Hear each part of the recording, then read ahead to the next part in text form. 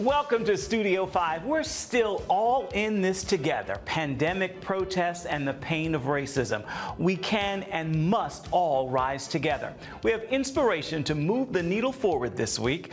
The Life of Jesus streaming to you, the sounds of revival in the air with Bethel Music, and smiles all around with a new animated series. Josh Gad and Kristen Bell will help us with that. So let's get to the countdown of the 5 big headlines in uplifting entertainment.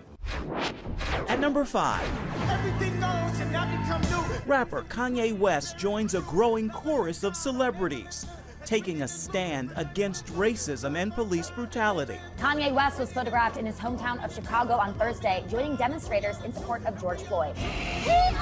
We are going to march! This isn't the first time West has shown his support for Floyd. A representative for the rapper confirms to People that he also created a 529 college savings plan to fully cover tuition for Floyd's 6-year-old daughter. He has also donated $2 million to support the families in legal funds for Ahmaud Arbery and Breonna Taylor. At number 4, the list of help goes on. What do we want? Meanwhile, more stars are pledging financial support for social justice causes with the hopes of inspiring others to donate as well. ET confirms Angelina Jolie gave $200,000 to the NAACP. On Instagram, Leonardo DiCaprio pledges his support for the organization, as well as Color of Change, Fair Fight Action, and the Equal Justice Initiative. And Kevin and Joe Jonas, along with their wives, join brother Nick and his wife Priyanka Chopra in supporting the Equal Justice Initiative. And we'll continue with the countdown in just a little bit. As the Andre Crouch song proclaims, Jesus is still the answer for the world today. And it may be why a streaming series on the life of Christ continues to break records. The Chosen began as the #1 crowdfunded media project of all time, raising more than $10 million. Critics are now calling it one of the best series of all time. And with millions of Americans still stuck at home, series creators are seeing a new surge in viewers binge watching every single episode. Are you the Messiah? Are you the Messiah? No, I'm not. Bible characters and stories come to life in the streaming series The Chosen, with Dallas Jenkins in the writer and director's chair. How do we arrive at the name The Chosen? 3 things, actually. We look at and have used the term for Christ as the chosen one. So it refers to Christ in many ways. The Jews are God's chosen people, even as an evangelical, I believe that. And the people that Christ chose to follow him and to be in his team, as we like to say, it's a little bit of a nod to that. He performs miracles and seeks no credit. What does he look like? Is he a member of Sanhedrin? Would you at least know him if you saw him again? How would you say doing a series about the life of Christ is different than the films we've seen on the Bible, the resurrection of Christ? Right. How's it different? Yeah, that's a great question. So when you do a movie about the life of Christ, you've got 90 to 120 minutes to try to cover quite a lot of ground. And so oftentimes it goes from miracle to miracle, Bible story to Bible story. Jesus is typically the main character. And so you're just seeing things through his eyes, and you're encountering these people for a very brief amount of time. In a show, a multi-season show, the kinds of shows that we binge watch usually together as families, we're able to really explore in depth these people. Put that down for a catch. A little farther out. I don't have a quarrel with you, teacher. We've been doing this all night. Nothing. Seen here with Peter in The Miracle of the Fish, Jonathan Roumie is a familiar face in the leading role. Grab it! What is it like to play the role of Jesus Christ? It's life-changing in a couple of words. It's something that I've been doing now for about 6 years. It's humbling, it's overwhelming, it's inspiring, it's faith-inducing, faith-strengthening. Yeah, it's kind of indescribable. How is this particular series different for you? What's special about it? It's different in that we're getting to see sides of Jesus' ministry that's never been depicted on film before. On the day of our visit to the set of The Chosen, preparation is being made to shoot a pivotal scene just beyond that wall, the wedding at Cana, where Jesus performed his very first miracle. They have no idea who sits before them. To be a child again, yes? We're exploring what it's like to be at a first-century wedding, what it might have been like to have Jesus as a guest at a wedding. It's a very joyous occasion, and again, one that I can scarcely recollect ever having seen put to film before. We're getting access to a humanity that people often, I think, forget. He felt the things that we feel. He experienced loss and sadness and frustration and happiness and joy and all those things, temptation, but without, you know, conceding to that. The role intimidating in any way? Oh, yeah. Oh, yeah. Anybody that says otherwise either is not familiar with who Christ is or was and will be, or they're, you know, they're letting their ego answer that question. How do you prepare? I pray a lot. I read. I go to church, mostly through prayer. I did not come to deliver the people from Rome. Then from what? From sin. From spiritual death. God loves the world in this way, that he gave his only son. God began answering prayers for this series even before production began. Lock it up! Lock it up! The Chosen is the #1 crowd-funded media project of all time, with donations of more than $10 million. What's it like to take the pages of Scripture and bring them to life? I can't imagine the feeling of reading the pages and then seeing what we get to see. Yeah, that's really cool how you just phrased it. Bringing them to life and then seeing them. That's how I feel, even though I'm the one who's doing it. I'm the director, and I'm the one who's literally writing the words and seeing them come to life, and I'm even dictating how they come to life, and yet I still feel like I'm following along, and I'm just listening. God did not send his son into the world to condemn it, Nicodemus. He sent him to save it. Now, for more on this series, be sure to check out thechosen.tv today. Just moments away. Hey guys, Jonathan and Melissa House are here. 2 members of Bethel Music Collective join us. It's gonna be better than I could dream. And they're sharing new music. Life. It's meant to be lived fully. Jesus said it. I came to give you life. Life to the fullest. Life in your family. Life in your finances.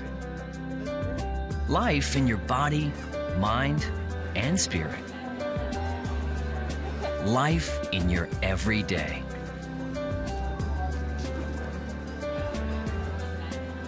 At CBN.com, we're taking what Jesus said seriously. We're here to help you discover life. Life. Live it fully. CBN.com.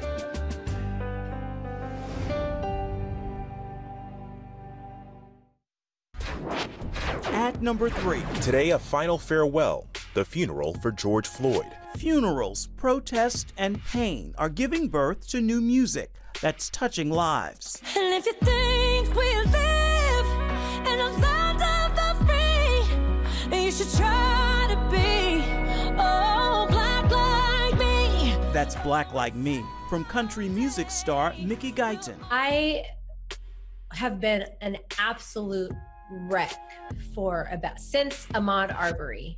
It was my pain. You know, I was writing about my pain, and to know that it can help other people, and it's just such a beautiful God moment. Why do I feel skin dark tonight? That's Sweeter from soul singer Leon Bridges. I've always struggled with how to write about, some of the problems that we face in America as Black men. And I've always struggled with like how to write about those things in a tasteful way. And when I look at this song, Sweeter, I just feel like it's a gift from God in a way. At number 2. Welcome to the first of hopefully many episodes of Uncomfortable Conversations with the Black Man. Former NFL linebacker and ESPN analyst Emmanuel Acho with a new social media show, tackling the issues of race head on. I mean, white people have reached out to me asking, how can I help? How can I join in? How can I stand with you? So I've created this for you. In the series, Acho explores real questions from real people, like why are black people rioting instead of protesting peacefully? Why does white privilege exist? How come you can say the N-word and we can't?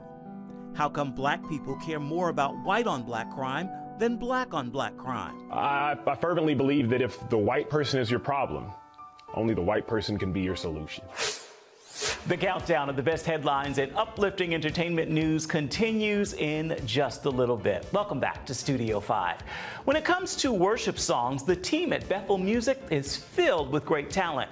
Now, we've had the pleasure of sitting down with a few of the singers and songwriters, and this week we're chatting with Jonathan David and Melissa Helser about Bethel's 15th live recording, Revivals in the Air. Here's a sample of that sound and some of our conversation. I had to reframe the word revival for us. Like, I want it to come to our marriages, our cities, our reconciliation in our families, you know, like our neighborhoods, that we would overcome with compassion and grace and love. So it's special. It's very, very close to my heart and to my family. I think it's quite timely in light of all that we're going through in the world. We have COVID-19, we have unrest breaking out in Los Angeles, Minneapolis, racism, and we're seeing so much pressure in this country. One of the beautiful things that I see from this song, and also coming from your living room, is spontaneous worship that you've been sharing in light of all that we're going through.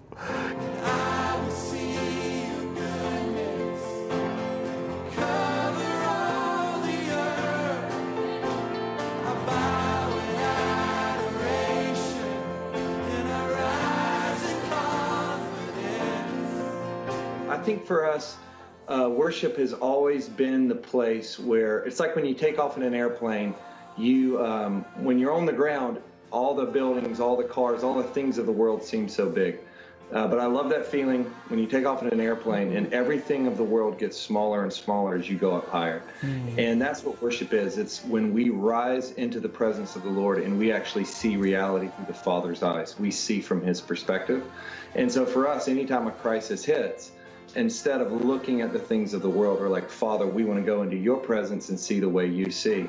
And so right when this crisis started, before the lockdowns, we said, let's get in our living room and record a few hours of us just going into the Father's presence, seeing from His eyes and speaking life over those, because we could feel the fear like waves washing across our country and the nations. Specifically, I've just been asking for a sound mind. Yes. Like that God would give me clarity in my mind. I think He's not given me a spirit of fear, but of power, love, and a sound mind. And I've actually been clinging to that scripture.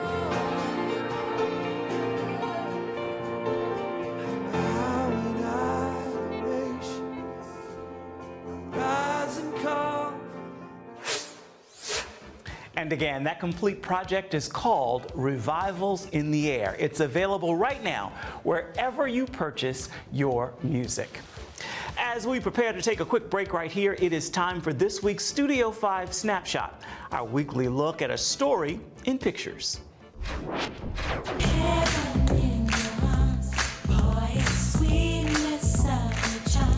That's the voice of Bonnie Hunter. She began the famed R&B group The Pointer Sisters in Oakland, California. The Grammy Award winner died Monday at age 69. Her sisters say the Pointer Sisters would never have happened had it not been for Bonnie. This look back at images from her life are this week's Studio 5 Snapshot. Still to come. Hi, I'm Kristen Bell. Hi, I'm Josh Gad. The stars of the new animated musical series. I love mornings in the park. Central Park, join us next. Remember for a moment what it was like to be a child. You believed every story you were told. You saw a world full of endless possibilities. What stories will the world's orphaned and at-risk children believe? We believe the Bible tells the only story truly worth believing. We believe that every child should have the opportunity to dream, the chance to take challenges and turn them into possibilities, the chance to stand on the promises of God, to recognize their place in the greatest story ever told. They have their whole lives ahead of them. Theirs is a world of endless possibilities. They are looking for a story to believe. We will tell them that story. Will you join us?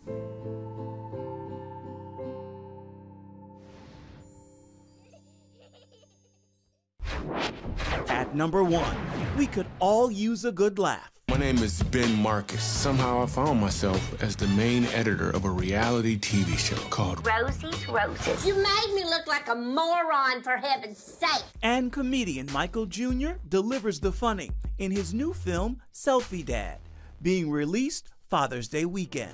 I'm just gonna come out and say it. You're not gonna believe this. I started a YouTube page. I feel like this is so timely in light of all that we're going through, because we could certainly focus on the headlines from police being, black man being stopped by a police officer, to COVID-19, to, just all the things we're going through. But this offers us two things: a lot of laughter, but also a lot of hope in the face of disaster that we're facing as a world right now. Absolutely, because even in the police scene where I get pulled up, like there was a struggle, a real struggle between me and the directors and the producers about how that police scene should go down.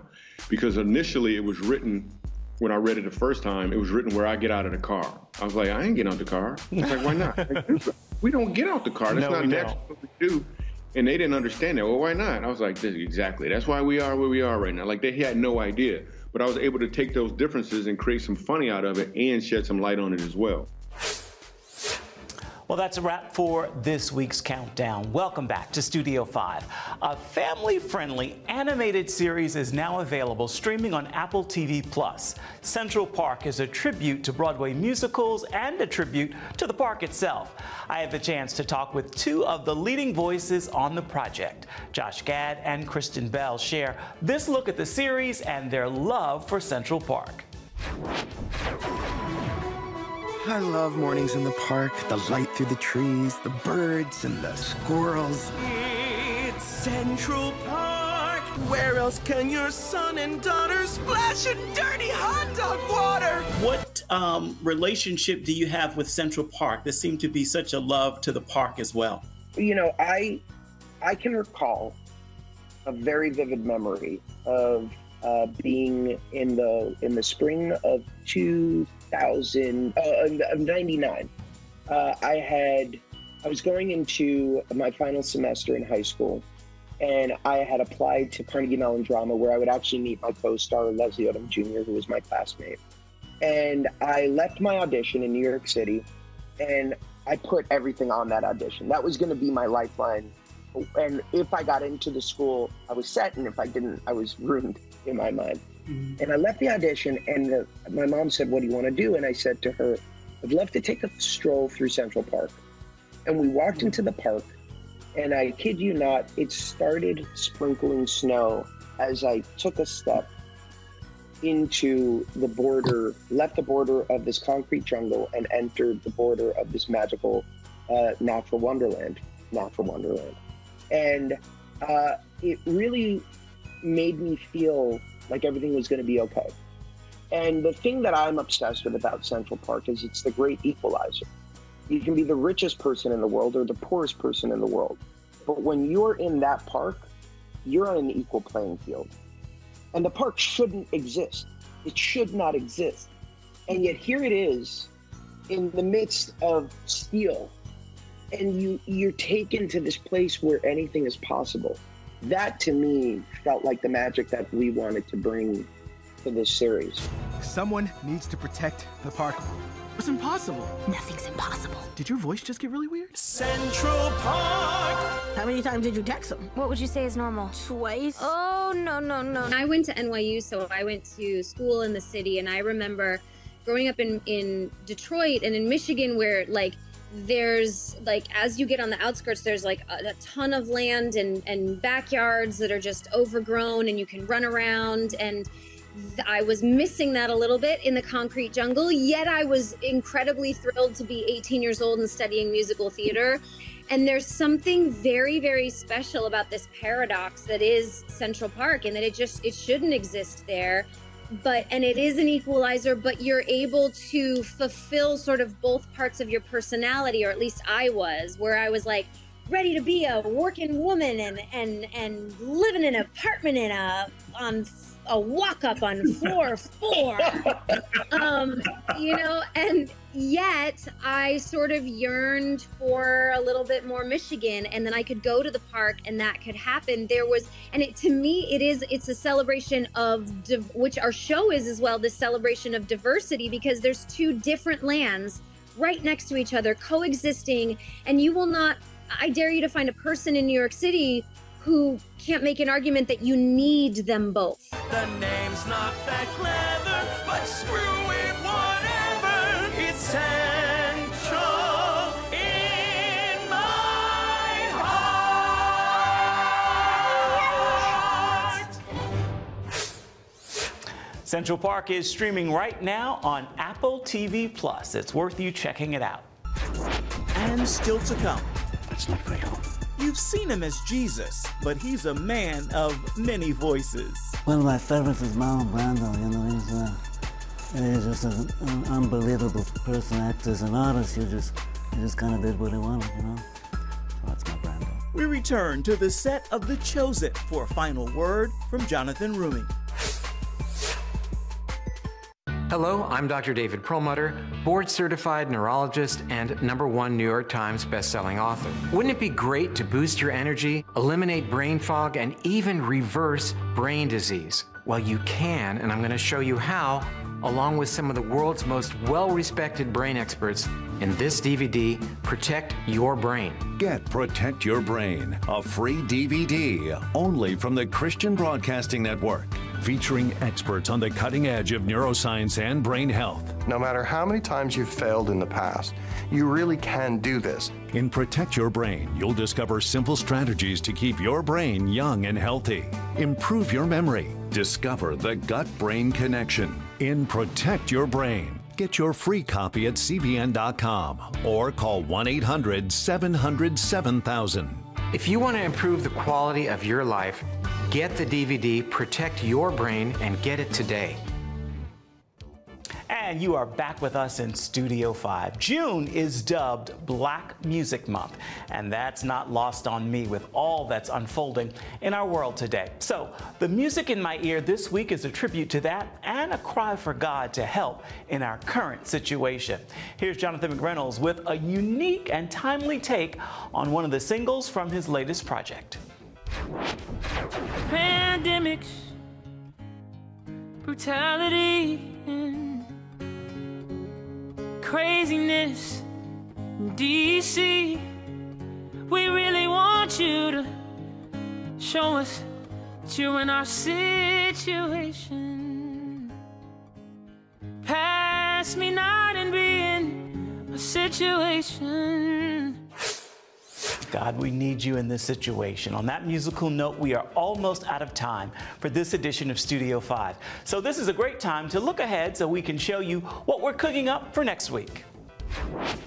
Ron Howard is a popular actor and an even more famous film director. You might say it's in his blood. His daughter, Bryce Dallas Howard, is an actress, and she's now directing a documentary on dads. We sit down with her next week, just ahead of its Father's Day weekend release. I just saw again and again and again that every single dad was all in. Certainly hope you'll join us for that and so much more come next week. As for the final word for this show, we thought we'd give it to Jesus, or at least the actor who plays Jesus in the series The Chosen. Jonathan Roumie shares how a conversation with Sir Anthony Hopkins pushed him into an acting career. The conversation went something like, he said, well, hey, I'd met him at the beginning of the film. He said, what do you do again? I said, well, I'm a assistant location manager. He's like, oh, and how do you like it? And I said, well, it's a pretty good living. It's a lot of cool people to work with, but I think I'd just be more happy doing something more creative. And at that point, I had been doing voiceover for about 3 years. And he'd say, oh, well, like what? And I said, I think I'd be a pretty good actor. I've been doing some voiceover work, and I think I'd make a good actor. And he's like, well, it's not as easy as it looks, And I said, well, that's true. I totally respect that. And I thought about it, and I said, well, let me ask you. I said, wasn't there a time when you first started in your career where you said to yourself, I think I could do that? And he said, yes. I said, okay. Well, then what's the difference between where you were then and where I am now? And he kind of took a beat, and he said, I suppose you're right. Good luck to you, boy. And I was like, huh. And all of a sudden, a light bulb went off, and I thought, maybe I should actually give this some real weight, because if somebody like Anthony Hopkins, the revered Anthony Hopkins, was in that position, maybe I could take a stab at it. We all have to start somewhere, but the key is to get started. That is a great final word for this edition of Studio 5 and this week's look at uplifting entertainment. Until next time, make time to uplift someone around you, and then please come on back and see where Studio 5 takes you next week. Bye-bye, everybody.